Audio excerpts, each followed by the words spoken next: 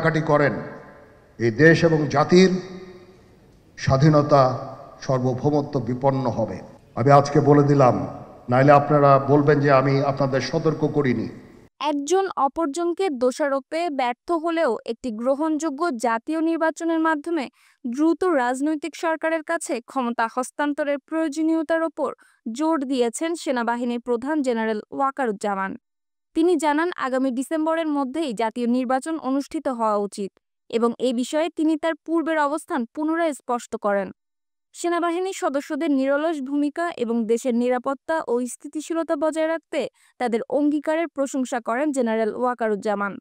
তিনি সকল সেনা কর্মকর্তাকে শৃঙ্খলা ও আনুগত্য বজায় রাখার আহ্বান জানান। ২১ মে বুধবার সকালে সেনা কর্মকর্তাদের সঙ্গে এক বিশেষ সভায় তিনি এই দিক নির্দেশনামূলক বক্তব্য প্রদান করেন বলে একাধিক সূত্র নিশ্চিত করেছে। যদিও এখন পর্যন্ত আন্তঃবাহিনী জনসংযোগ পরিদপ্তর আনুষ্ঠানিকভাবে এ বিষয়ে কোনো বিবৃতি দেয়নি। পরবর্তীতে যোগাযোগ করলে আইএসপিআর এ নিয়ে মন্তব্য করতে রাজি হয়নি। সভায় সেনাপ্রধান বলেন, মিয়ানমারের রাখাইন রাজ্যের সঙ্গে মানবিক করিডোর সংক্রান্ত সিদ্ধান্ত একটি নির্বাচিত ও বৈধ সরকারের মাধ্যমেই আসা উচিত।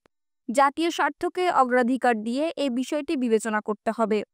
করিডোর বিষয়ক সিদ্ধান্তের সঙ্গে রোহিঙ্গা প্রত্যাবাসন ইস্যুও জড়িত। তিনি আরও বলেন, আগস্ট থেকে সেনাবাহিনীর ধারাবাহিক প্রচেষ্টা সত্ত্বেও কিছু গোষ্ঠী তাকে এবং সেনাবাহিনীকে অন্যায়ভাবে আক্রমণের লক্ষ্য বানানোর চেষ্টা করছে। জেনারেল ওয়াকারুজ্জামান জোর দিয়ে বলেন, দেশের সার্বভৌমত্বের পরিপন্থী কোনো কার্যকলাপে বাংলাদেশ সেনাবাহিনী কখনোই জড়িত হবে না এবং কাউকে সেটি করতে দেওয়া হবে না। তিনি সব পর্যায়ে সেনা সদস্যদের রাজনৈতিক নিরপেক্ষতা বজায় রাখার গুরুত্বের ওপর আলোকপাত করেন।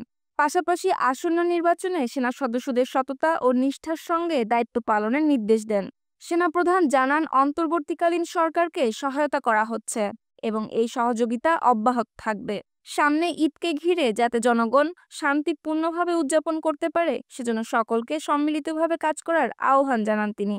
জাতিসংঘের সাম্প্রতিক প্রতিবেদনের প্রসঙ্গে এক প্রশ্নের উত্তরে জেনারেল ওয়াকারুজ্জামান বলেন, এ বিষয়ে বাংলাদেশের সঙ্গে কোনো আলোচনা হয়নি এবং আমাদের মতামতও নেওয়া হয়নি।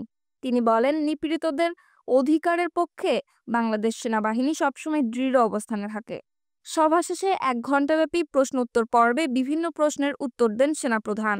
একজন কর্মকর্তা জানান, সেনাবাহিনী থেকে বরখাস্ত হওয়া কিছু সদস্যদের অপরাধ সম্পর্কিত তথ্য আইএসপিআর এর মাধ্যমে প্রকাশ করা হবে। সাম্প্রতিক আইনশৃঙ্খলা পরিস্থিতি, বিশেষ করে জুলাই-আগস্টের কয়েকটি হত্যাকাণ্ড ও জাতিসংঘের তথ্য অনুসন্ধান প্রতিবেদন, অন্তর্বর্তী সরকারের সংস্কার সহ নানা বিষয়ে বিস্তারিত বক্তব্য দেন সেনাপ্রধান। তিনি বলেন, সহিংস কর্মকাণ্ডের বিরুদ্ধে কঠোর ব্যবস্থা নেওয়া হবে। নিউজ ডেস্ক, সুপ্তি রায়, ভোরের আকাশ।